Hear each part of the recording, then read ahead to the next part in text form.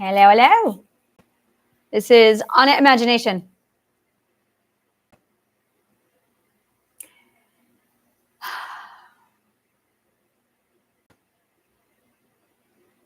I have been dissecting something for so long that when I finished dissecting it, I went, oh my God, it integrates and it goes into something. And then I identified what it was and I went, oh my God, it's history. And then after I did that, I went, oh my God, it integrated again. And then I went, oh my God, it's education and parenting, but mostly parenting, but education. And then it integrated it again. And I went, oh my God, it's philosophy. And then I realized that everything in the world is just crammed into philosophy. And when you study philosophy, you're just literally studying all. It's the study of all. That's what philosophy is. It's the study of all. But then it integrated again. And I went, oh, there's story. Now, story, I know. And story is probably going to integrate into something else, but I don't know what's beyond story. Magic is beyond story. That's what it is. That's what it is. Magic is beyond story. So when you start studying anything, you are literally dissecting. You are dissecting the dissection of the dissection of the dissection. You are in quantum story. That's what it is. Quantum story. So quantum means microscopic, small, beyond what the eye can see. And when you decide, I'm going to be an English teacher, you're in quantum story. When you decide to do science, you're in quantum story. And until you span out and look at all of it, you're not going to see anything beyond the quantum world. And when you start your education, you're actually in quantum story. You're in the dissection of the dissection of the dissection. The problem is, without understanding what you're dissecting, imagine getting a heart and going, there you go, it's a heart, and you having no idea that the heart belongs inside the body, but you're dissecting it, and you might have all the 5 parts of the heart, but you have no relativity of where the heart is you have no concept of where the heart is in relative to the body. You've never looked at the body, you've only looked at the heart. That's exactly what education is today. And when I studied philosophy and Plato, when I looked at his curriculum, I didn't study Plato, I studied his curriculum. And one of the things that I noticed were absent. There were 4 subjects missing that really were interesting to me. I'm like, why the fuck aren't we studying this? The first thing I noticed was history was missing. That was the first, there is no history. And I'm like, why is there no history? That was very bizarre to me that there was no history. The second thing that I noticed there was no subject of was philosophy. I'm like, it's philosophy. Why aren't they studying philosophy? And then the other thing I noticed was teaching. Now, teaching is interesting because a philosopher has a very clear ethical stand on the concept of teaching. You don't have the privilege of teaching. How dare you ever think of teaching? No one teaches. The only teacher there is the self and Mother Nature, and that is a sacred, intimate relationship between Mother Nature, you, and your mistakes. Mistake is the only teacher. There is no other teacher. So much so that philosophers wouldn't even use the word. There's learning, there's discipulus, but there is no word for teaching. You did not teach. It did not exist. Mistakes were the teacher. They would never perceive themselves as being so arrogant as to ever call themselves a teacher. So, and that is something that when you complete the philosophical courses, you arrive at, and you're going, oh yeah, that's absolutely, like, you ethically arrive at that conclusion on your own just by doing the work, which is why really it's my core rage and anger towards teachers and educators is they're violating the rule number 1 of education, which is you don't call yourself a teacher. Mistakes get that privilege. Mistakes get failure gets the privilege of being the teacher. No one else. There is nothing else. Mistakes and failures are what teaches you, nothing else. So the arrogance of calling yourself a teacher is like, what are you doing? That belongs, that's a title. That is a prestige title that belongs to mistake, failure, and the self. And outside of teaching, which is really parenting, but it was really nourishing and guidance. And this is where everything got combobulated, was the concept of education and teaching. Outside of that was story. And and that's basically the door that I've been opening over the last 3 days. And this morning, last night, I kicked the door open and I went, oh my God, it's story. And now the world makes sense. And I'll tell you why the world makes sense. Storytellers is what we had. And that is why Plato had me do 9 courses on theater and stage, 9 fucking courses. This is a man who did 9 arts, 5 sciences. And I'm like, what the fuck, Plato?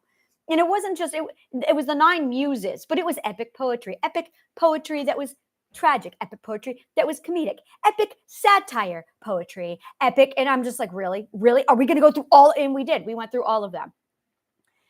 And for a long time, and I did not question, it was not are you an idiot? It was Plato. He had a why, and I just could not understand the why. So when I was studying all of the work that I was studying, it was this constant question in the back of my mind is, why the fuck did Plato have me learn 9 different ways of telling story?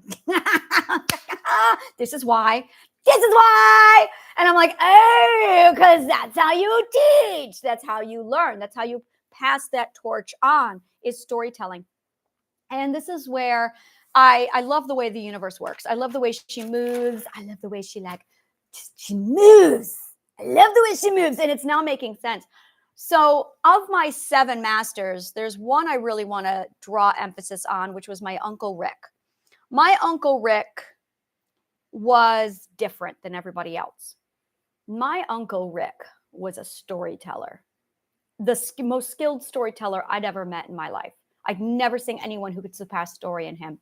We would, no matter what we did, whenever we gathered around the table, whenever we had a family, every Thanksgiving, it would be led by Rick and his stories. And he would sit there and he would just unfold tale and story. And I was his number 1 fan. I was the one right there going, I want to learn how to do this. And I remember talking to my father about it. And my father was just like, yeah, he's a storyteller. And I'm like, no, like this man. And the things, so he had philosophy. And then he had this wide berth of knowledge, like cramming all of the knowledge into his head. I got that from him. He did it. And this really is why when people said, oh, you can't learn everything, my Uncle Rick did. And so I had a role model. I'm going, he did it. So I studied how he did it. I would ask him, how did you do it? How did you learn so much? And he broke it down for me and showed me how so I had my Uncle Rick, like a master philosopher, translating all of this for me. And I also had my Uncle Tom. My Uncle Tom was a minister, a pastor. And same thing, between the 2 of them, I had 2 master philosophers, like one theologian and one storyteller, breaking all this down for me. And he told me the story about the Blue Mountains, about this storyteller, this famed sage who lived in the Blue Mountains, how he was so infamous about his storytelling skills that people from around the world would walk into, they would literally scale the Blue Mountains just to hear this man tell story. And he was a hermit. And I remember thinking, why the fuck would you hide yourself away? Like, put yourself in that. And YouTube did not exist then, but put yourself on YouTube and get yourself out there. And storytelling, and we talk so much about storytelling, the art and the science of storytelling. And I never could understand its relativity to the world. I never, ever could understand it. And by the time I was 35 years old, I was an author. I was dissecting it, and I couldn't get off this concept of what the fuck is our obsession with story? How much money do we spend every year just on movies and books? Do we have that number? Like, do we have this number? We're talking about how much money we spend on this. How much? No. Look at story. Like we spare no expense. Story. There you go. Like cinema. This movie cost $8 million to put. Yeah, we would do that. We spare no expense when it comes to story. And it fascinates me. It absolutely fascinates me how absolutely luxurious we are with our story. So my Irish roots really came out hard and strong, and I dove deep into the world of story, and I went all the way with it. Like, what the fuck? When I got into bardic history and what the bards were, I found, did I uncover a lot? There's a reason why you've got druids and bards. Like, hand in hand, people, hand in hand. You had to be a bard before you could become a druid. Druids were bards, and there were levels. There's the Fili. The Fili was the top level bard. And when you wanted to be a bard, oh my God, the education. the training. And when I looked at the education of being a bard, I went, whoa, this is not a bard. This is not a bard. There's a reason why I called myself a philosopher bard for so long, was because a bard is a philosopher. They had mastered the art of learning everything. And I'm going, wait a minute. So you've got bards who are learning everything. You've got philosophers who are learning everything. You've got my Uncle Rick's brain. And I'm going, okay, the concept that you have to learn only just a little bit is fucking bullshit. So between the bards, the philosophers, and my Uncle Rick, I had 3 data points. The power of 3 data points. As soon as you give me 3 data points, get out of my way, I got work to do. So I sat down and I studied the 3 data points. And I found the common denominators. And I went, common denominators. And I got constants now. This is how I do math. This is how I do math. Constants. We got truth. And then I started to track this algorithm. And that's how I started to find the ledger line. And I'm like, oh, look, there's a ledger line. So I went all out with it. And I'm still trying to find the relativity to everything. I'm trying to figure out the sequence. And I'm obsessing now over it. Like I'm onto something. And I had no idea what I was onto. I just knew I was onto something. So I gave it these weird names. And it's like, it's just Project X. Project X. And I did that for a very long time. And I just thought, my initial was, I got to get out of this shithole. Like that was my only incentive. I've got to get out of this shithole. Operation Escape Hell. Like, really? That's what I did. And I knew that's what I was doing. Operation Escape Hell. So my Operation Escape Hell turned into oh, this is interesting. I need to put that over there for later. So while I had my main quest, which was Operation Escape Hell, I picked up all of these nuggets along the way and I put them in my pocket. And I went, okay, well, while I'm escaping hell, I might as well do this over here. So I had like these little 5 not so mini projects that I was working on with Operation Escape Hell. And then when I got out of hell, well, I found out I had a communication problem. I was like, so I did that a lot. And I realized, oh, I've got to translate because everyone else speaks a different language than I do. That was hard. So the first thing I realized was I needed to translate all of my jargon into a comprehensible language. Now, this is where I had to really learn a language on a level because I was speaking English, but I wasn't speaking English. Now, this got to be really weird for me because all of you are speaking English. However, I noticed, why aren't you understanding me? If you're all speaking English, then there should be, based off of everything I learned in Rome, we all should be understanding each other. This is English, isn't it? Your husband or your wife speaks English. Why aren't they understanding you? Because you have sub-languages. And this is what I discovered. I had to dissect the world of language underneath the world of language. Now, storyteller. So word is my bitch. Word is my bitch. So I'm going, all right, word is my bitch. Language and logic. Like this is all I do. So between story and logic and language and word, this is what I call my happy place. This is my happy place. Like this is where I belong. And this can all be summarized with storytelling. And I want unicorns dancing across the screen.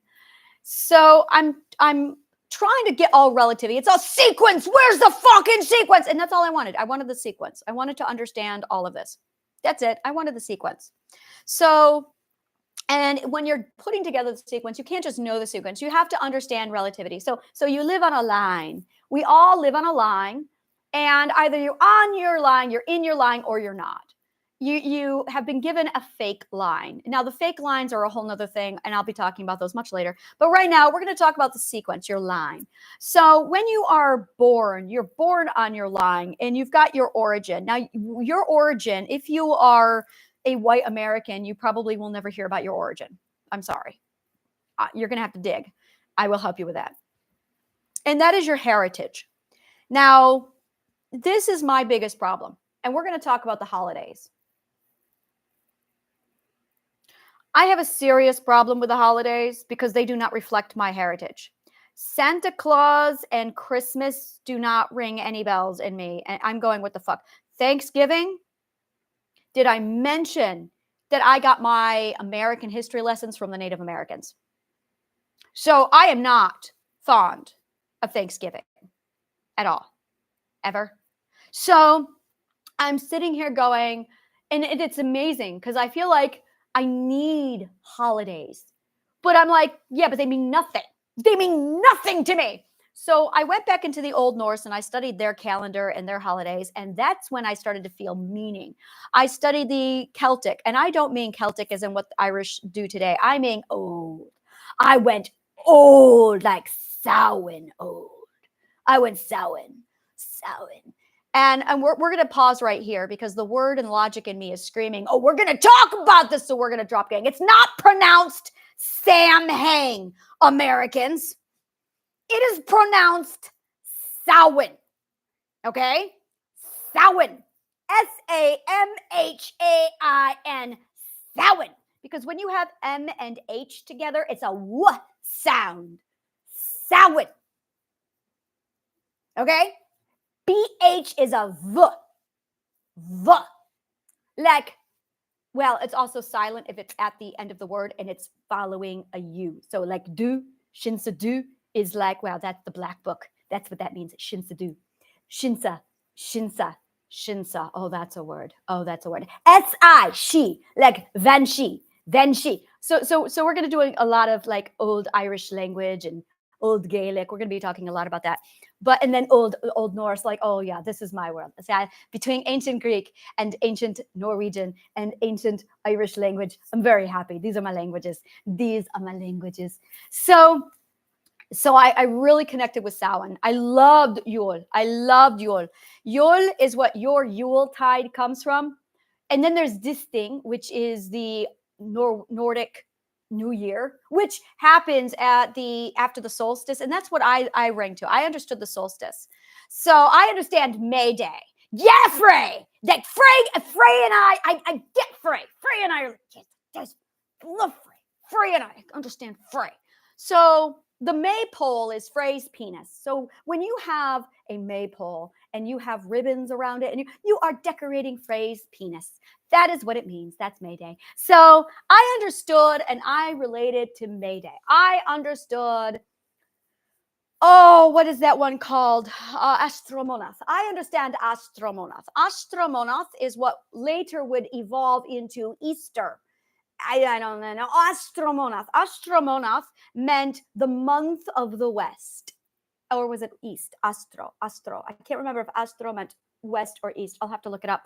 But Astromonath was literally a celebration of, it was a month long and it took place in May, and it's where it eventually evolved into May Day. Oh, yes. Yes. This is my happy place. Yes, this is my happy place. Telling you the stories of Astromonath. So Astromonath is it's the old Viking. I mean, we're talking fucking old. We're talking like the 5th century is what the Vikings would practice with Astromonath. And it was a month-long celebration of the spring, fertility, birth, and just a moment. I got to step into the science world. So I'm looking at my little Plato's point, and then there is the disintegration process, and then there's the integration process. And birth is at the process, the mirror. The mirror is birth. The mirror is birth. It's when you pass through to the other side of the mirror. Oh, this is deep shit. Give me a moment. So you have the mirror. The mirror, oh yes, this makes so much more sense. So you're going to have a holiday that celebrates the passing between the mirrors. We're going to call that Alice's holiday. It's when you pass through the looking glass, and that would be birth. That would be, so the disintegration process is literally fall into winter. And then spring would be when you flip over to the other side of the mirror and you begin the rebirth, rejuvenation process. And that would be literally May Day or Astromonath. And that would pass right up until when you're done. So Plato's point would be summer. Oh, look at that. And the period of abundance.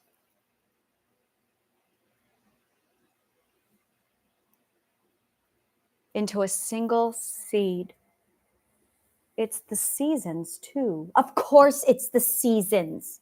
So we structured way thousands of years ago, we would structure our entire holiday season around the 4 stages of the life journey, which is, oh, this makes so much more sense. I love how nature just has her shit together. And then people who study nature are like, oh yeah, Mother Nature has her shit together. So this is where I belong. This is my home. This is everything to me, because I'm going, oh, this makes sense. And that's just it. There's very much this, why do I have a headache? I never get headaches. I never have headaches. Ever. Why do I have pang in my head? Yes, please. I have one in the fridge all ready to go. I never have pain in my head, ever. Not like this. I have pressure, but never pain. Just a moment.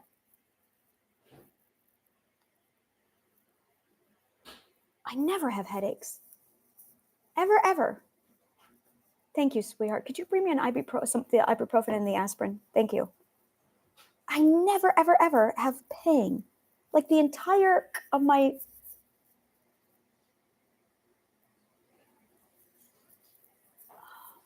This isn't even a headache of...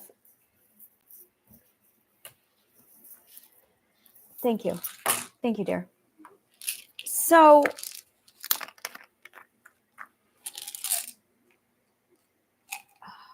I never have headaches.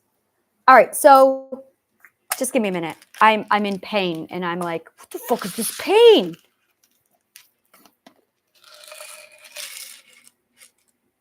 And it's not a pain I can even identify.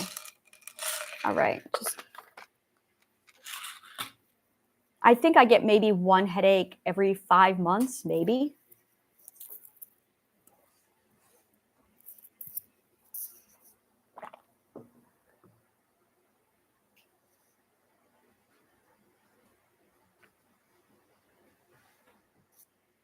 So it's the passing of the seasons.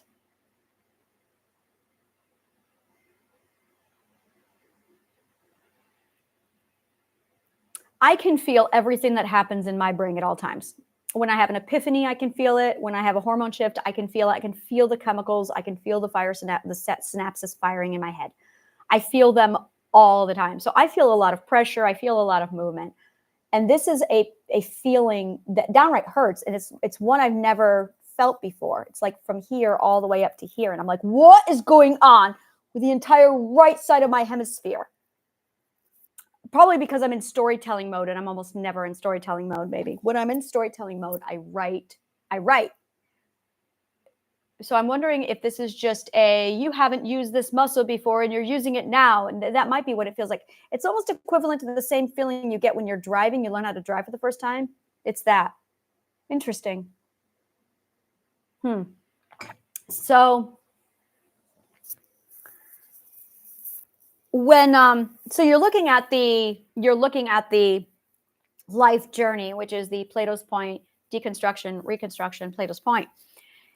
And it's literally the entire timeline of the seasons. It's the passing of the seasons. So you begin with a single seed, and that would be,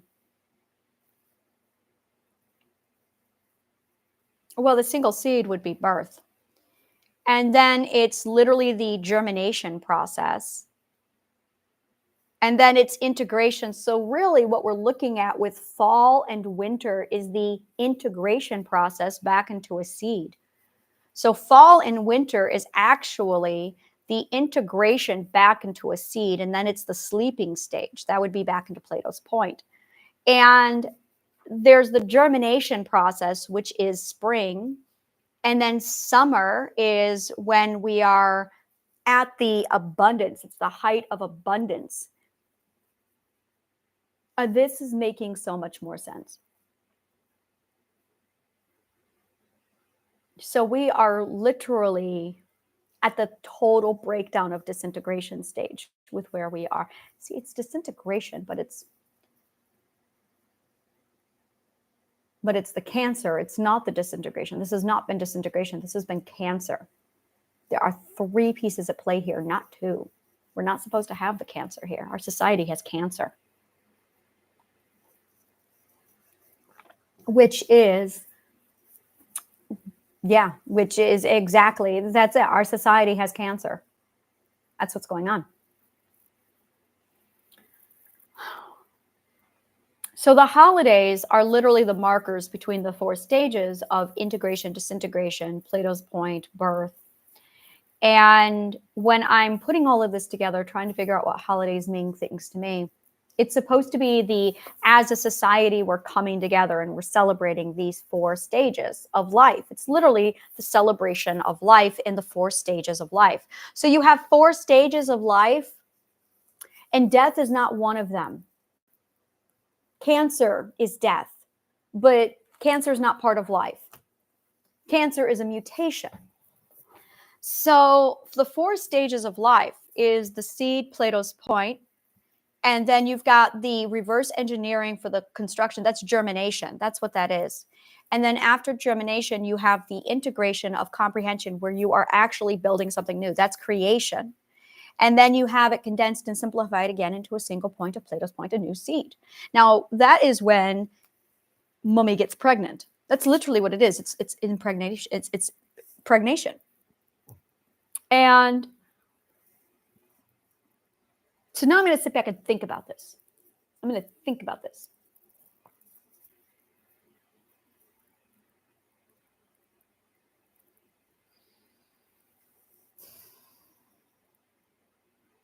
So having the holidays is literally us marking our own progress through the cycle of life over and over again. The thing is, the cycle of life is not the same cycle. It's an integration. So, and this is the evolution, is that the foundation is always the successor of its previous seed. So the creation is always better than, greater than a more evolved version of the parent. Children are better than their parents. They have to be. And the ego and arrogance of the cancerous parent has this reversed, which is the problem. When you have a parent who says you should never be better than me, make sure you stay small because I have to be superior because I'm bigger, that immediately destroys and it breaks down the child. The child must be an improvement upon the parent, always. The parent is always lesser than the child, always. It has to be. So says science. It's in the fucking physics, man. It's got to be this way. It's just the way. It is the way. And that's evolution. And if you don't have that, you have disintegration. So we had a generation for a long time there where parents were like, oh no, I got to be better than my child because I'm bigger and older and wiser, therefore. And so that's just stupid.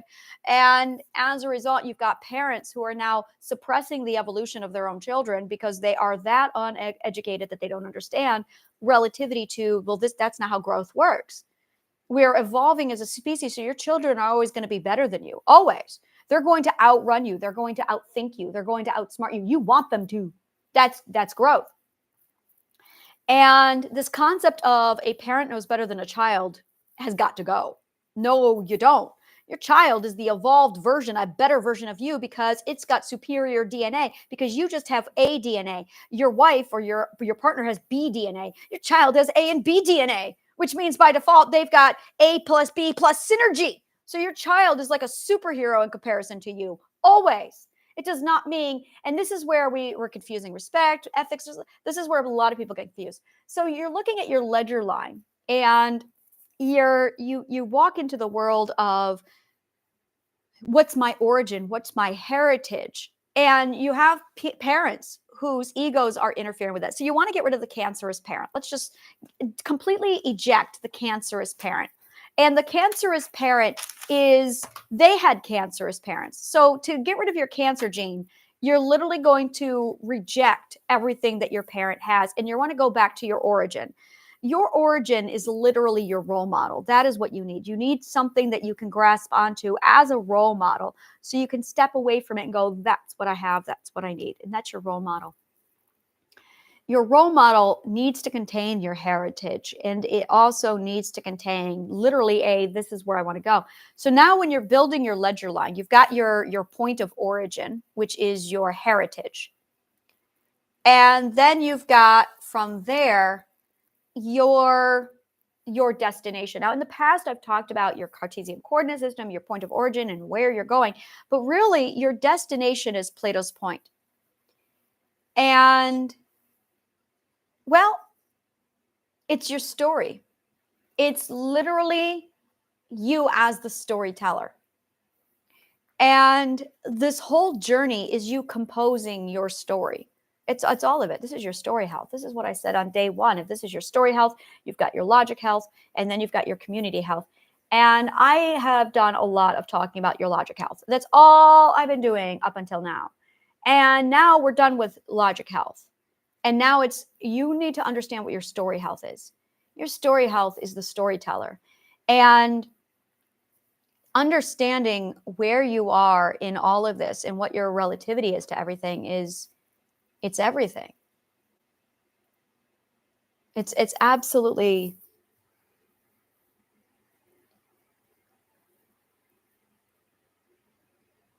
story is the journey. It's your origin. It's your growth. It's the conclusion.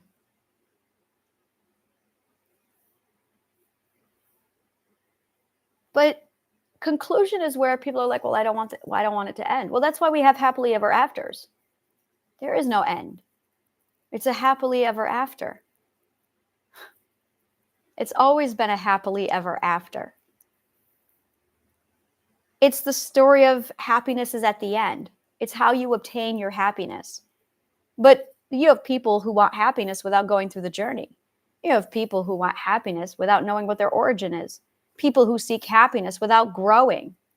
Don't work that way. Because you have sequence. Where's my straw, Lizzie? Lizzie, I have no straw. I need a straw. But I'm fat. I just realized I got no straw. All right, thank you. Thank you. I'm like, where's my straw? Got my straws. My straws. So you have your journey, you have your origin, you have your growth, you have your conclusion. And we're all heading toward that happily ever after. And you don't get your happiness when you're growing. You don't get your journey. And it's not, learn to love the journey.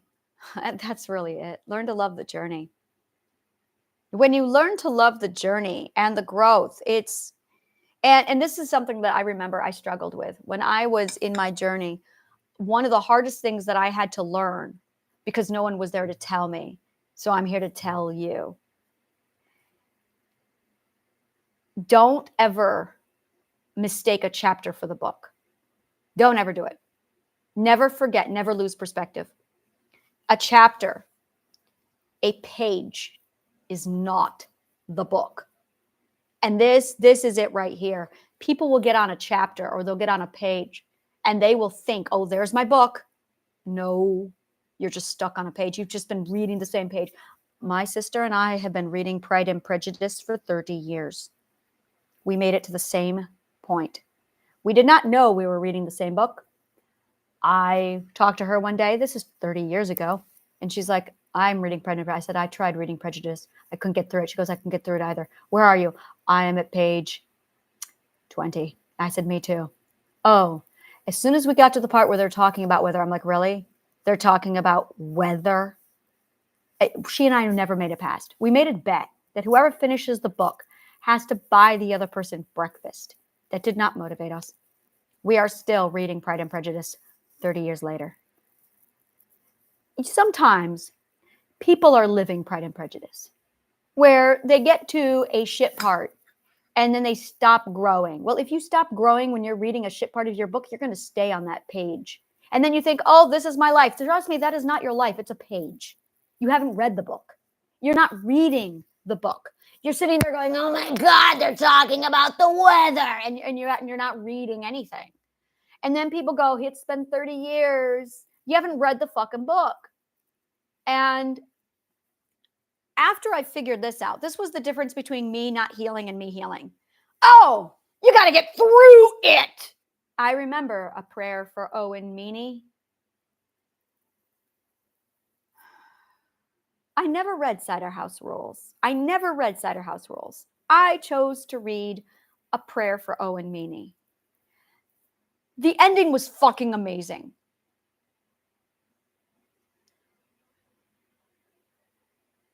I do not believe this book did anything to help my life. I would call A Prayer for Owen Meany a waste of my time. I remember the part where he chopped off his friend's finger because he was trying to manipulate fortune telling and divination. And by trying to manipulate the way of divination, he ended up bringing it about, which probably went on to do a lot of my own influencing of how divination works. So maybe A Prayer for Owen Meany did help me a lot more than I realized, but it was a really painful book to read. One of the chapters was 50 pages long. Let me show you this goddamn thing. Let me show you this thing. And I read it right after Les Miserables, which is like 1,400 pages. So this is A Prayer for Owen Meany, okay? This chapter is 50 fucking pages long. I mean, I love how I open right up to it. And I immediately know it's chapter 6. Chapter 6 is literally, so let me show you. Yeah, 256 to 336. This is one chapter. This is one fucking chapter. One fucking chapter. And it was hell. And I got here, and I remember just the book came to an immediate standstill. And I got through it. But it was fucking hell. And I remember the finger. Yes. Okay, so he does this with all of his chapters. But this one, the shot was amazing. The shot was an amazing section of the book. Just read the shot. No, don't read the last chapter of the book. But I fucking hated this book. And I felt like, no, I'll tell you what it is. I know exactly what this is. This is not a master. John Irving was not a master at word. He was so fucking wordy. This book easily could have been condensed into this much. He could have said the same thing in this amount of time. And I'm going, what the fuck, John Irving? Why do you have to be so goddamn wordy? Oh my God, I hated this book. And there were only like 5 parts of the book that really stood out. And I went, okay, so can we just take these 5 parts of the book, completely summarize them, and then just, there's the book? Oh my God, Cliff Notes version, please. I did not enjoy A Prayer for Owen Meany. So when I got to this part where it was just agonizingly long, I knew I just had to get through it. So it was like, shoot me in the head, get this over with. While I read through this dry, and it's dry. Oh my God, it's dry. You know what else is dry? Dickens is dry. Dickens is the driest. It's like sandpaper on the eyeballs dry. I fucking hated Dickens. God, I hated reading Dickens. God, it was painful to read Dickens. Oh my God, it was so dry. I studied and reverse engineered dry writing so that I could figure out what the fuck is going on with dry writing versus story. And I'll tell you the difference. Dry is when there's no art in their science. That's what it is. There's no art in their science. That's it. It's just science, and that's dry. And I'm going, where the fuck is the art to make it tolerable? So I learned how to put art in the science. And then I realized that art is science. And then I realized that when you do art, you're doing science. And then I realized, why the fuck are we studying science? Because it's already in the art. And if you really want to study science, you should be doing art, because the art is the science. It's hands-on science. That's what art is. It's hands-on science. It's hands-on science. That's exactly what art is. It's hands-on science. So if you're sitting here doing science, I love science. But here's the thing. If you don't know to do hands-on science first, it really makes the science dry. It's like standing there watching a professor teach on a blackboard. And I'm like, where's the art? Storytelling is the art of teaching. That's what it is. Storytelling is the art of teaching. And otherwise, you've got these assholes standing there lecturing you dry shit. And you're going, oh my God, I can read a book without you lecturing. Just give me the goddamn book. At least that's art. You know, that's exactly it right there. And that is, I want to show you something. If you want to study history, this is the only book you need. I mean, this is the only book you need. It literally is all of Western history. It does not show you anything after 1776. It doesn't show you anything after Magellan. So as soon as they discover America, we're done. So this is everything you need to know before you discover America of the Western world. And this is literally the only history, but this is history. This is European history. You don't need anything else. This is European history. From so Rome decided to be an asshole. This is literally the summation of how Rome was an asshole. There you go. That's it. That's all you need. That's history. Because this is called Plato's Point. And that's literally it. Okay, it's time to do history. Here's a world lit only by fire. Do you want to dissect this? And it's literally when you read something, when you read anything, it's what interests you, what is being mentioned that you want to go, ooh, I wonder what that means. Ooh, what is that? And then this is it, is you have to ask questions and curiosity. You have to ask questions to drive your journey forward. If you do not ask questions, your life journey is not going to go anywhere. That is what your curiosity does. Your curiosity and your wonderment is the gas of your entire life. Like, you're born on a life journey and you need curiosity and wonderment, or you're not going anywhere. You're going to stand in the middle of your ledger line going, who am I? What am I? Where am I? And then you're going to have some asshole, probably your parents, come along and tell you, oh, no. This is all about, I'm going to tell you. So there's what your parents tell you life is, and then there's what life really is. Life is this ledger line that you're on. And your ledger line is going to literally be wherever the fuck you decide to put it. The problem is there's an algorithm, which means you have to follow the right sequencing in order to move it forward. It's like you've got a car parked in your garage. You want to go to the store. You do not have beaming technology. You cannot just, boom, be at the store. That's not how this is going to work. You're going to have to go through the process of getting in your car and then driving down the street. You're going to come to the red light and you're going to stop.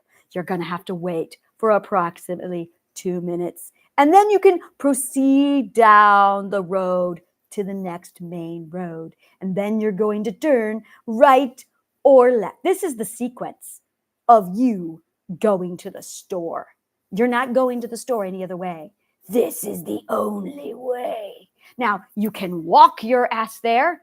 You can grab a backpack and eat along the way and decide to contemplate the meaning of life while you take 20 years to walk your ass to the store. You can get in your little bicycle and you can ride there. You can take a hot balloon to the store. You cannot skip the journey to the store.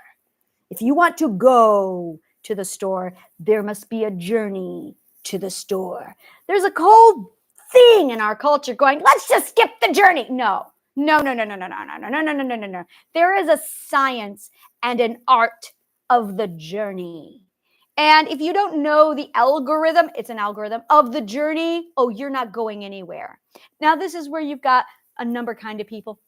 You have people who do things like this. They say, oh, you got to go this way. Now, that might not be your way. And there's a lot of distractions and bullshit along the way. There's people who think you have to meditate along the journey. No, you don't. There's other people who think you need to contemplate the meaning of life along the journey. No, you don't. There are people who just have it all figured out because their parents were actually decent people and you just went through the algorithm.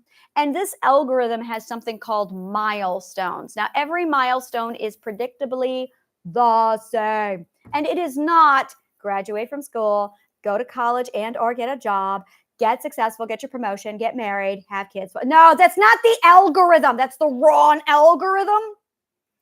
The algorithm is knowing that you are on a ledger line. That's the first algorithm. You got to know that you're on an algorithm. Knowing your heritage, that's your origin. Understanding your relativity to your origin. Understanding that you are building a story. That is what you're doing. Every story has the same algorithm. The story is this. You're going to start with Plato's Point. You're going to reverse engineer it. You're going to build and reconstruct, and then you're going to summarize back into Plato's Point. Now, you do that over and over again, and you're going to be building little pathways. And as you build pathways, You're going forward. Now, the first stage of building this pathway is you have got to know your relativity. You have to know who you are. In order to know who you are, you're going to have to study pretty much everything in the world, which is not hard to do. So you need to educate yourself. And that's where the rest of the world fucks it up. They don't educate themselves. You are dissecting a whole lot of shit. You're not supposed to dissect. You're supposed to educate yourself on the highlights. And after you figure out all the highlights, and there's only 6 highlights, by the way, there's just 6, just 6. And it's 5,400 pages of 6. That's it. That's it. Now you need to know how to read, and you need to know how to write, and you need to know basic arithmetic. Now, logic is the process of understanding how this thing all folds out. Then you've got to decide which parts to dissect. Now, as you decide which parts to dissect, that's actually going to define and shape you. And it's also going to complement who you are and your heritage. So this is where your interests and your dissections and your definitions actually fall into core place with your heritage, which is your origin. So as you dissect this, you'll go, oh my God, it lines up to my heritage. Look at that. They're the same. See, I come from a culture of story, party, and education. Look at my Uncle Rick. Story, party, and education. So that's like what I do. So now I know, after the long scheme of things, with everything I've dissected, oh, I was on my story, which is also education. It's the same thing, education, and it was also the partying. So there you go. Those are the 3 things that I love in life. This makes sense. So there you go. After you've realized what you're dissecting, the next milestone is the where you belong. That's a big deal. You need to know where you belong. You really need to know where you belong. It's the land, it's the land that calls to you, because that's where your energy is.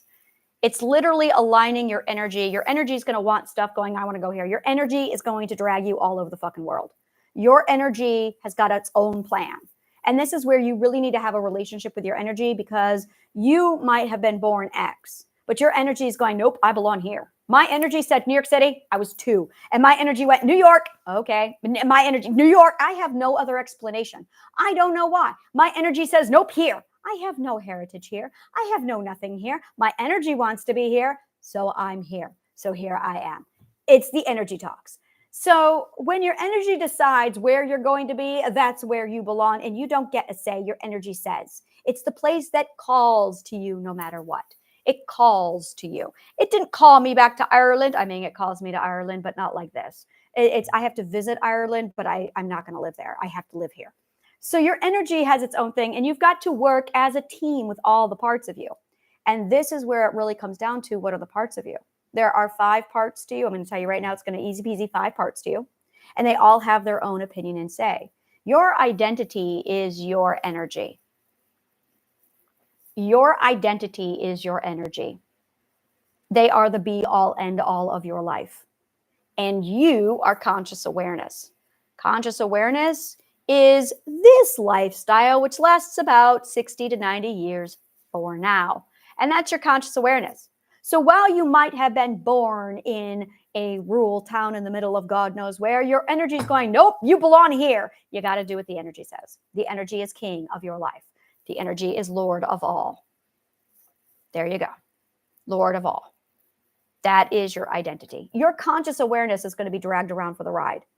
And this is where your conscious awareness of your parents they've got their own plans. And it drags your conscious awareness along, but your identity is going, no, that's not where I belong. So now your identity has its own place of pursue the ledger line. And what you are really doing is building your story. But most of us don't even know what kind of a story we're in. Your heritage will tell you what kind of a story you're in. Your heritage literally defines your story. And that's only one type. That's only one fraction of it. You've got all these different elements. So what you're really doing is making a cocktail, a story cocktail. And once you have the algorithm, now we're talking about the time. Well, let's look at the time. Let's look at the frequency. And the question is, what is your frequency of hitting these milestones? And this is where, when I studied frequency, because that's what you do when you study music, you study frequency. That's all you do when you study music. When you compose music, you are just fucking around with frequency. That is all you're doing. All music is pure frequency. It's just pure frequency. So when you study music, you master the art of frequency and milestones. And now you're talking about speed, which is time. That's all it is. Speed is time. It's the frequency in which you go through something. Now, you can sit forever at a frequency. That's what we call reading page 20 of Pride and Prejudice for 30 years. That's a really low frequency. Or you can push yourself through this really shitty chapter of John Irving's Prayer for Owen Meany, and that's a really high frequency because you learned from Pride and Prejudice. All right, this is going to take me 30 years and I will never get through Pride and Prejudice, or I'm just going to speed and push my way through this hellhole and get through it. So you get to decide your frequency. A lot of people fuck up the decision of their frequency. I see this a lot. People will go, oh, no. You have to slow down the frequency. No, the frequency is not at all the deciding factor of how fast or how slow you learn. You hitting the milestones is what's going to determine it. So people mistake the milestone for the frequency. This is a mark of unintelligence. Milestone is what teaches you, not the frequency. And this is where a lot of people are like, oh, no. I got to sit on this lesson for 14 years. Or you could just read through it. This has got to take time. No, it doesn't. That's frequency. The milestone is what teaches you, not the frequency. You can spend 6 months on the lesson, or you can spend 6 years on the lesson, or you can spend 60 years. You're talking about frequency versus milestone. So it's like you got a metronome on your piano, and you're sitting there doing slow practice, a frillis. You're playing your piano like this. Dee, dee, dee, dee, dee, dee, dee, dee. No, it takes this long. If I want to learn it, this is how I'm going to learn it. It has to be this. No, it doesn't. The milestone is the tonic to the tonic. That's music talk for the beginning and the end. So, which is still Plato's point to Plato's point. So you have to complete an entire sequence from Plato's point to Plato's point. Now, how fast you go through that, or how much time do you want to take? Do you want to smell it, stop and smell? Do you want to savor the journey? Because that's what we're talking about. That's really what we're talking about, is, are you savoring the journey? Now, this is where it gets to be funny. You're going to Plato's point. You've left Plato's point. You're going through the whole progression of, oh, we're going to break this down. Okay, we're going to do this, and Plato's point again. So that's what you're doing. That is learning. That is growing. That is what you are doing.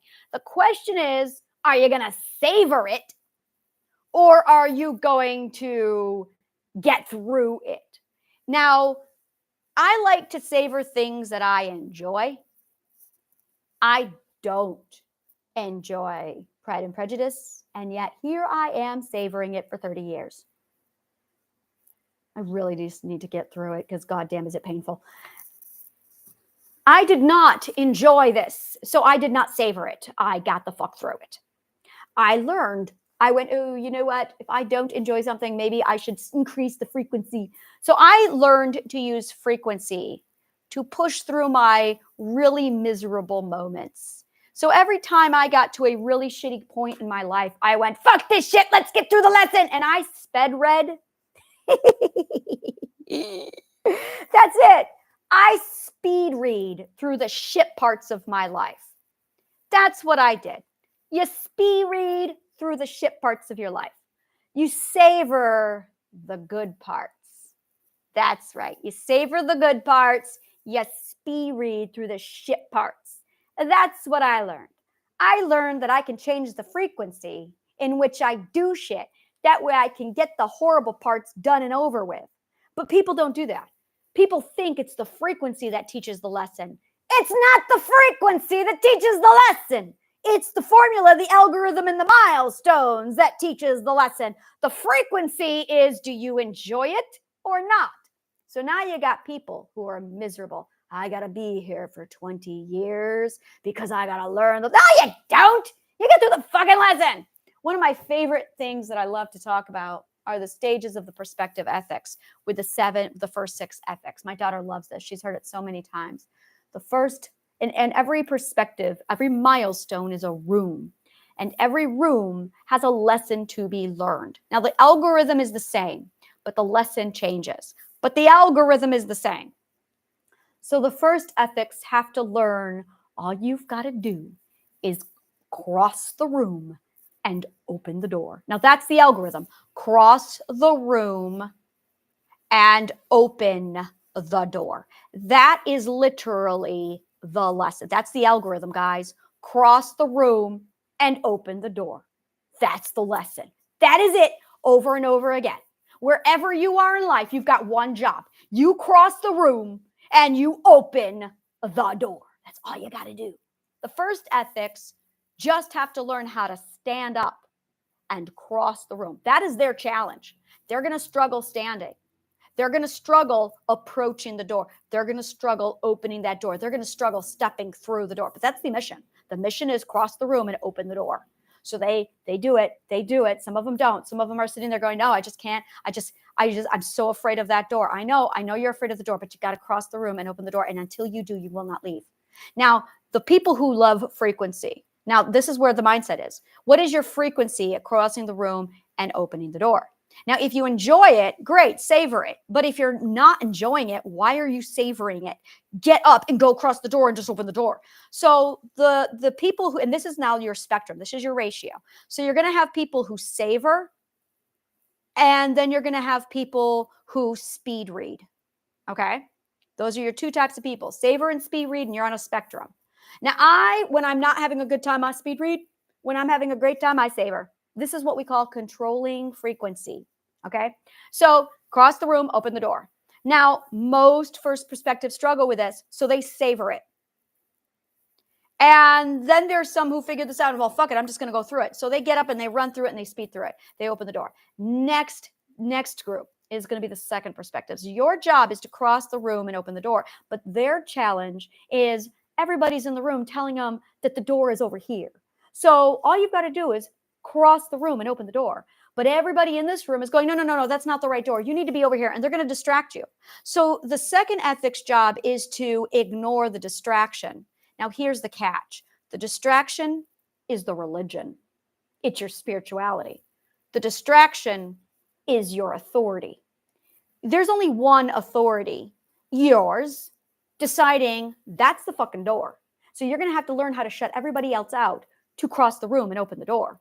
But everybody else is telling you, no, you're not authorized. You need to go over here. The mission for the second perspectives is you got to stand up against all the other authorities and say, I'm the authority and that's my door. Fuck you all. Big challenge for the second ethics.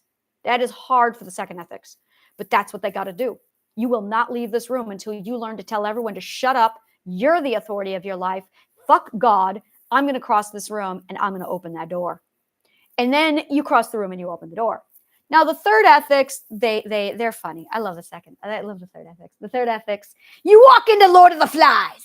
You walk in there and there's war paint. It is Heart of Darkness. It is apocalypse now. It's a war zone. You see the fire going off in the distance. You see little naked boys running around with pitchforks. It's chaos. You got some people in the jungle and they're shaking to death. I just want to live. I just want to live. I just want to live. And you've got other people sitting there going, war. And you got pigs roasting on spits over open fire. And there's cannibalism in this room. This is the third ethic. All you got to do is cross the room and open the door. But you got people punching you in the face. You got other people sitting there going, I just want mom. I just want mom. I just want mom. You got to cross the room and open the door. And that's the job of the third ethic. The job of the third ethic is learning in this chaos, dog-eat-dog fucking world of hell and what's in it for me of I'm going to stand up and I'm going to use ethics to cross the fucking room with Piggy's glasses and the conch shell, and I'm going to kick open that goddamn door. And while you do this, you're going to be hunted or you're going to be the hunter.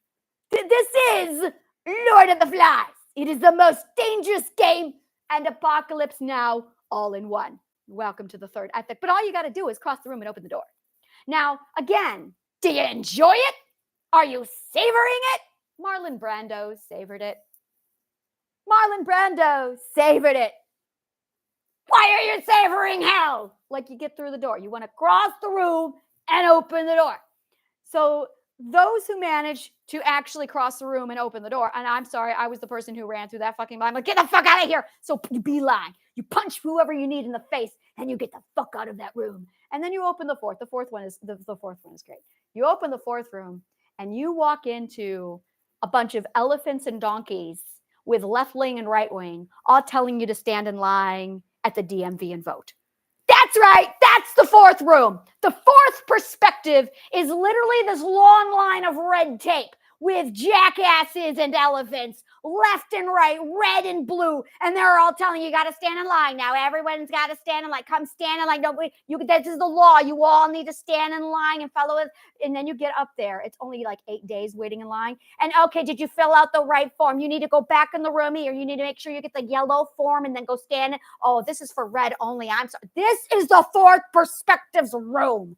Now, all you've got to do is cross the room and get in line. The problem is you got a whole bunch of laws telling you what you should be doing. And this is where, okay, are you going to go stand in line at the DMV and decide if you're an elephant or a jackass? Or are you going to go open the door? Most people just stand in line because that's what they're told to do.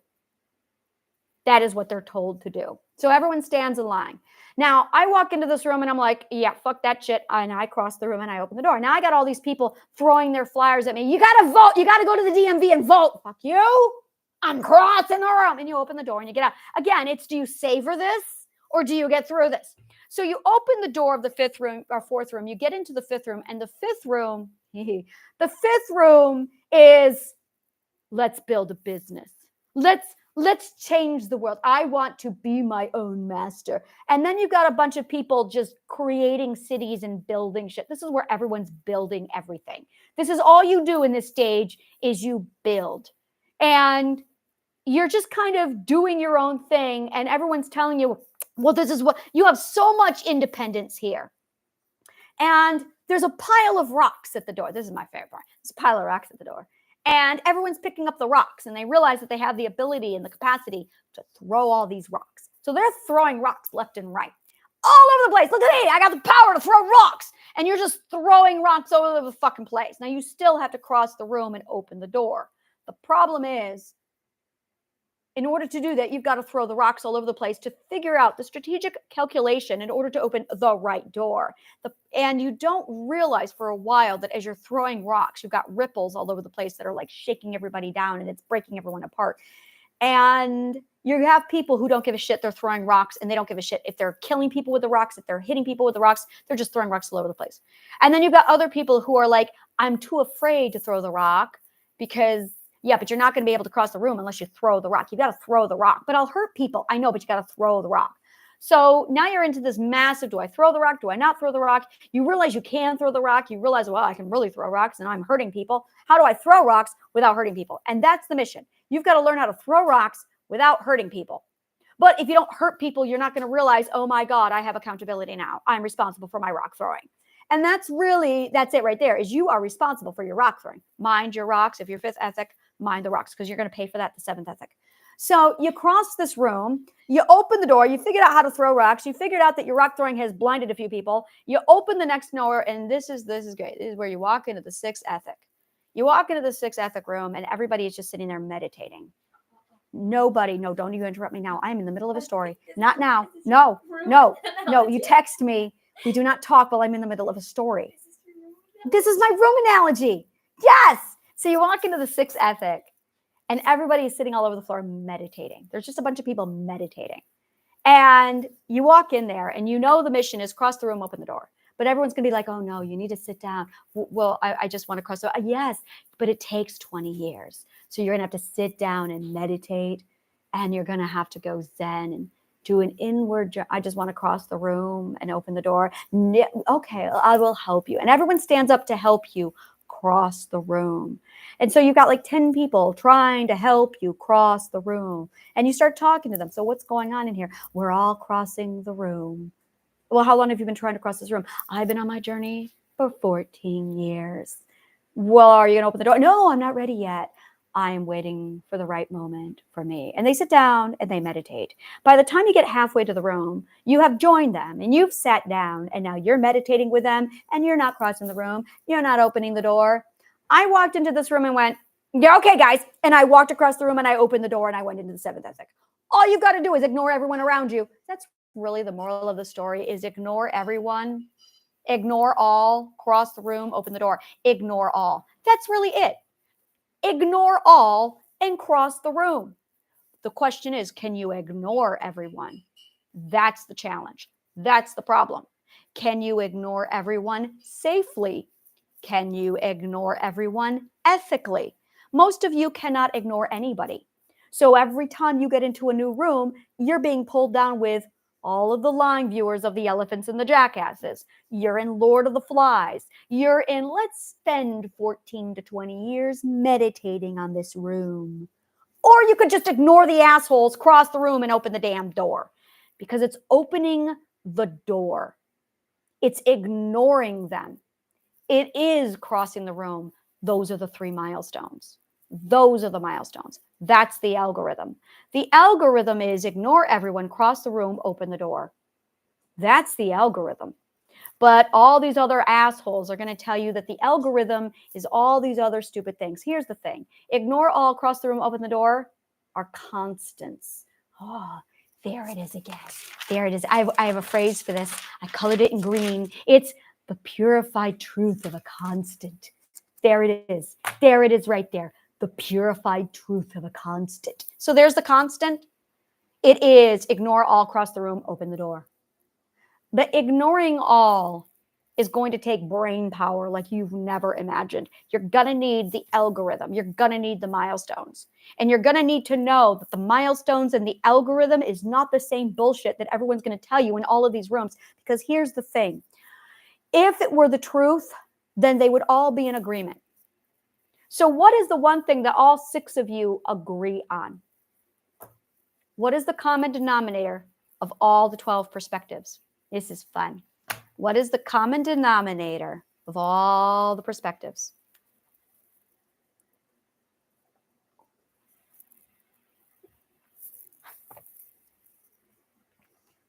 The common denominator of all the perspectives is this.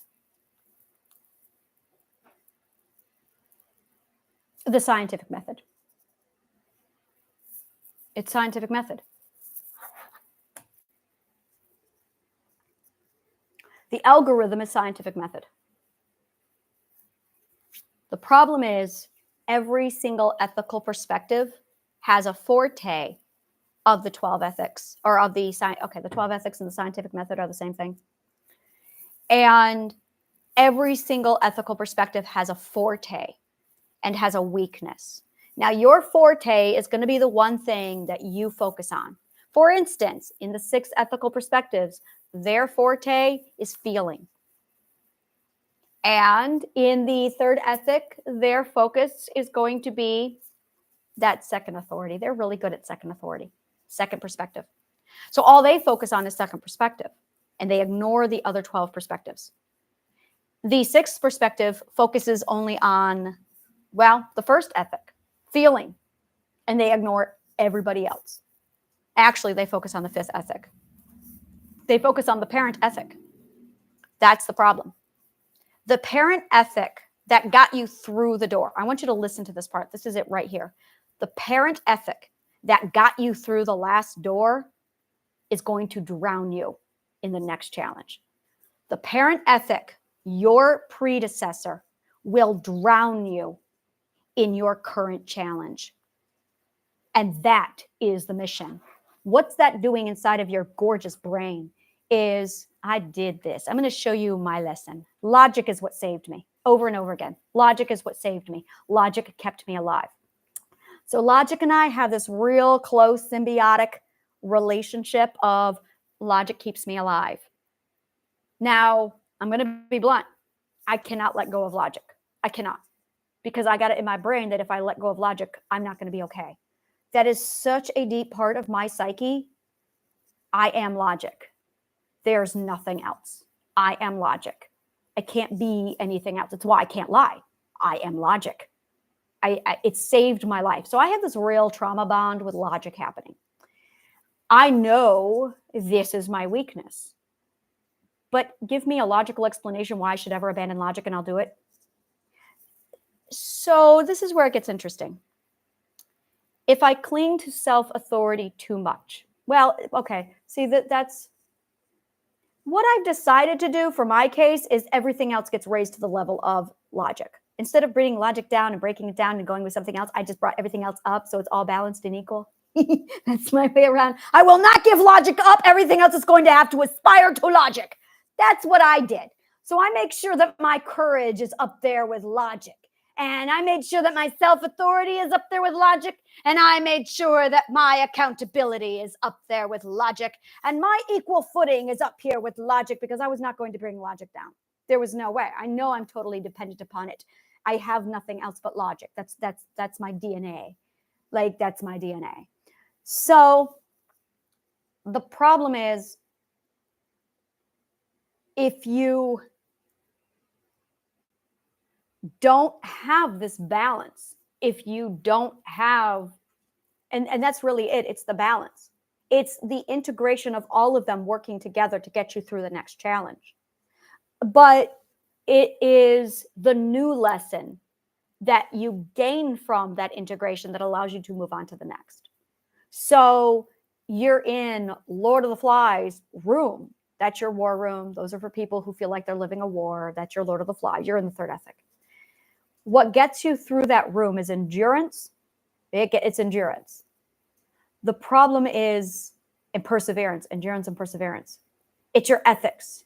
It's you doing whatever the fuck you've got to do to get through it. There is nothing else. You do whatever the fuck you've got to do to survive. That's Lord of the Flies. Whatever the fuck you've got to do to survive. And you get the fuck out. You do whatever the fuck you've got to do and you get the fuck out. And then when you get the fuck out, you clean up the mess afterwards. And you have to live with that. But then after you get out, that's where you learn the importance of rule. That's how you learn the importance of law and rule, is because you had to break law and rule to get the fuck out. It's the only way. If you want to learn why boundaries are so important, you've got to live without them first. And that's what the third ethic is about, living without law.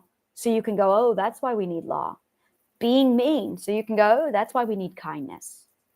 Mean gives you definition of kindness.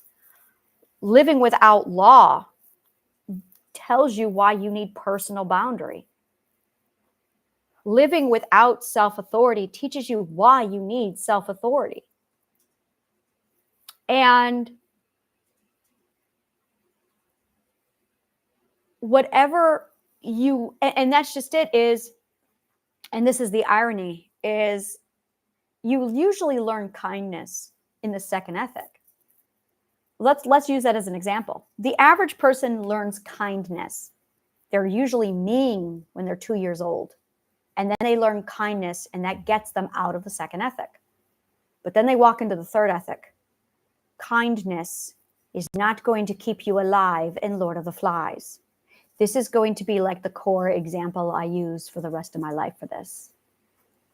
Is you're in that second ethic, and I finally know how to teach the ethics to you. I finally know how to do it. I'm going to teach them with story. You're going to walk into that second ethic, and you are going to be mean with your terrible twos until you finally understand, oh, this is what kindness is. This is why you need kindness.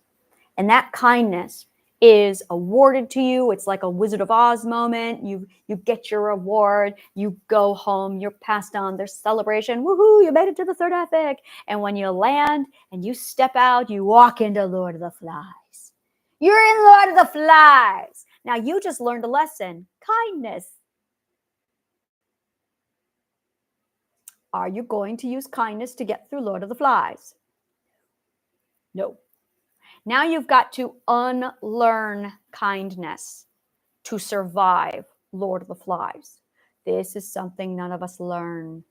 None of us learns this. This is why so many people are like traumatized, is because they go through the mean stage of terrible two, they learn kindness, and then they cling dependently to their kindness, and then they walk into the Lord of the Flies. You do not take kindness into Apocalypse Now. You don't do it. You don't do it. That's a death sentence. You will die. And the moral of the story is kindness.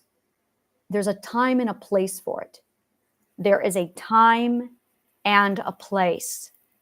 And you're not just learning the ethic, you're learning the timing of when. You are learning the frequency of the ethic. So you're not just learning the ethic, you're learning its frequency. And that is the common denominator of all of these ethics. It's not just the ethic. You have to learn its frequency. I really cannot explain that to you enough. You've got to learn the frequency of the ethic. Every one of these ethics has a frequency. For instance, there is a time when I abandon logic. I do not talk logic to the illogical because I know that they don't understand it. I know not to waste my time using logic on illogical. I don't do that. I have learned the frequency of logic. That was fucking hard. Just for the record, that was hard. The only time you abandon logic is when you are dealing with something illogical. Oh, this doesn't have logic. Okay, it's over there then. And that's it. I had to learn not to use logic on the illogical. That I cannot express to you how hard it was for me. It took me 40 fucking years to learn this lesson. 40 fucking years to learn that you cannot apply logic to the illogical. And until I learned it, I was not okay. I was like, what the fuck is going on? What the fuck is going on? You cannot apply logic to the illogical. So it's the only time logic does not stand a chance is when the illogical are present, which is why I don't affiliate with illogicals. I'm like, no. If you're illogical, you're out of my circle. Illogicals are not allowed. I love the word illogicals. They are, I do not talk to illogicals. I cannot, because I would have to give up my logic to do that. I don't do that. So I don't consort with illogicals. I don't consort with unethicals. I have found that illogicals are unethicals, whether they want to be or not. Wherever there is an illogical, there is always an unethical. Now, you're going to have good illogicals and you're going to have bad illogicals. And I don't have the time to sort out the difference, nor do I care. And now I'm going, okay, so you have an illogical and you have an unethical. Now I have to weigh in the metric of, and I can do it. They have another lesson to learn. They have to learn that they are illogical and unethical. And when you have somebody who is very, very ethical driven, practicing unethics because they're so illogical, and this is it right here, is I have closed the door on that place. Like that's it right there. So understanding the ethic is one thing, understanding the frequency is the other. And when you are on your ledger line and you're starting to go through the ledger line, when you're starting to go through it, you're going to have to learn the ethics to get through to each stage. That's the only way to move through the ledger line. But it's the frequency. And here's the question: how long do you have to read a book before you realize I should probably just get through it? And you're not getting through it for one of two reasons. The first reason is you think it's the frequency that teaches you the lesson. No, it's not. It's the algorithm that teaches you the lesson. And the other reason is because you don't know the algorithm. And that's it, is you either don't know the algorithm or you think it's the frequency that teaches the lesson. And people think that the frequency and the algorithm are the same thing, and they're not. They aren't even remotely close. The frequency is just the duration that it takes you to hit every milestone. This is why I have absolutely no ability to predict time, is because time is just a milestone, and how long it takes you to hit the milestone is going to determine your knowledge on the algorithm and the frequency. So Now sitting down and calculating the algorithm on the frequency is going to is going to help you to determine from point A to point B. This is something I'm going through in my background. We're talking about opportunities for me making money. Now I got my books, but I am a firm believer that education is free. There's no education is free. Period. Education is free. And I don't believe, and there is no charging for education. That's unethical. So all I've got though is education, information, storytelling, and knowledge. Highly valuable information, knowledge. So valuable that I'm going, yeah, this stuff is priceless. So no, you don't put a value on this. This is like you give this away. This is so valuable. So I've got people and they're giving me these algorithms, and I'm like, yeah, the algorithm is correct if I violate my ethics. I cannot violate my ethics. I cannot violate my ethics. The algorithm works if I'm unethical. So now I've got this unethical, how do you monetize something to, so now you're getting into a world of algorithm, frequency, and ethics. And when you start to really start to braid these things together, you can start to see where it all overlaps and it all moves with each other. The milestones are literally the sequence of the algorithm.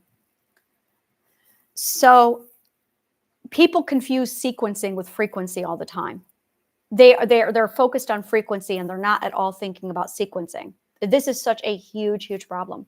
Is you need the sequence, and you need the sequence, which is the algorithm. Now, the frequency in which you move through the sequence is going to change everything. And this is where, when I studied psychology, when I studied everything, when I studied common denominators, I noticed a few things. I noticed there's the common denominators, there's the sequence of the common denominators, and then there was the frequency of the common denominators. And the frequency was just the speed in which the common denominators occurred. The common denominators were that was your truth, that's your constant. And then making sure that the common denominators were in the right sequence. So it's common denominator, sequence, and frequency. Those are your three things. That's it right there. Common denominator, your sequence, and your frequency. That's it. There is nothing else. Now, with your sequence, you're going to have your origin, and you're going to have your parent, you're going to have your successors. And then you need to know where you are in all of that. Once you've defined your relativity to the origin, the parent, the successor, now you have half of your equation built. The other half of the equation, there's no word for this. There is no word for it. I had to invent one. What did I call it? It was like ignition. Integrated ignition. It was the integrated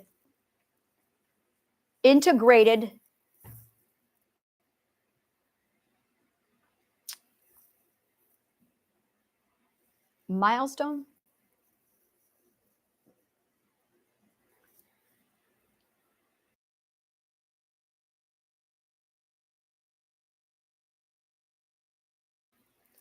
Excuse me. Integrated point of ignition. There is in every component. Integrated component of ignition. That would be it.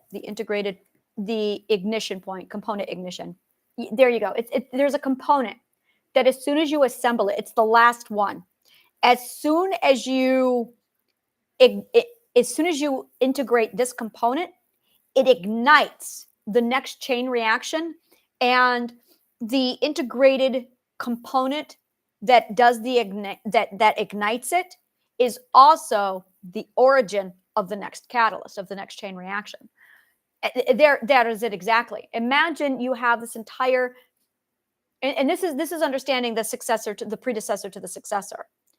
And oh God, this is like chain reaction science on such a level. This is on, and this is it, is you've got the science behind the story. So you have the story, and then you have the science, and then you have the dissection. So there's and that's what I've been doing literally all my life, is dissecting story, breaking down all the components of all the story, just dissecting story and not even realizing that I was dissecting story, just going, what the fuck is this that I found? And I just dissected all the parts. And then I went, oh, it's story. So I'm going to have to do some graphics.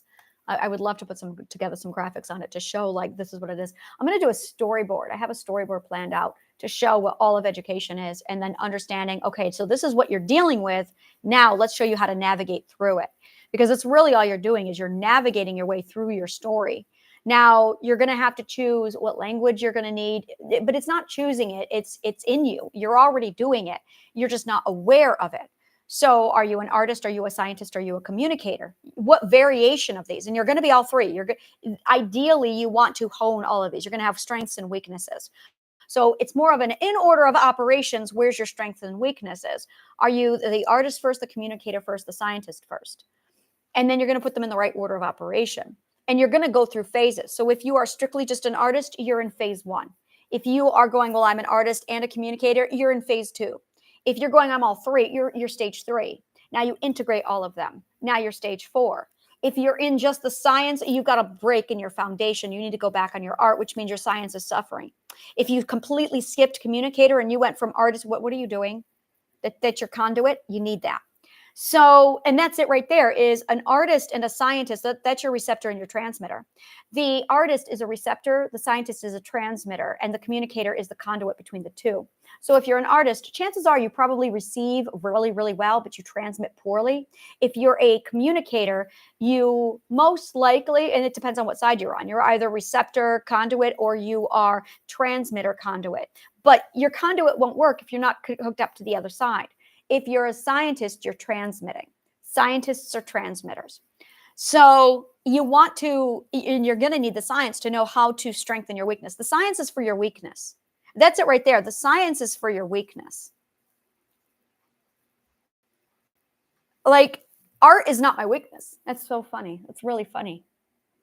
Because music, I did not need science. I did not need the science for music. I could do music without the science. I could do music without the science. I could do logic without the science. I could do theater stage without the science. I cannot do science without the science. I could not do science without the science. I needed to understand the science to do the science, because science, ironically, was my weakness. And now it's my forte because I learned the science behind the science. So now the arts are my weakness because I have grown and amplified the science of my science. So now when I look at my art, I'm going, yeah, that's just science. So it's understanding how to move between these three things: a science, communicator, artist. It's knowing how to move between all of them. And then it's learning all the languages that are underneath it. It's understanding the layers of the linguistics that are going on underneath the English or whatever language you're speaking. So it's absolutely understanding that. Oh, yes, this is my happiness. Thank you. And may the truth always find you.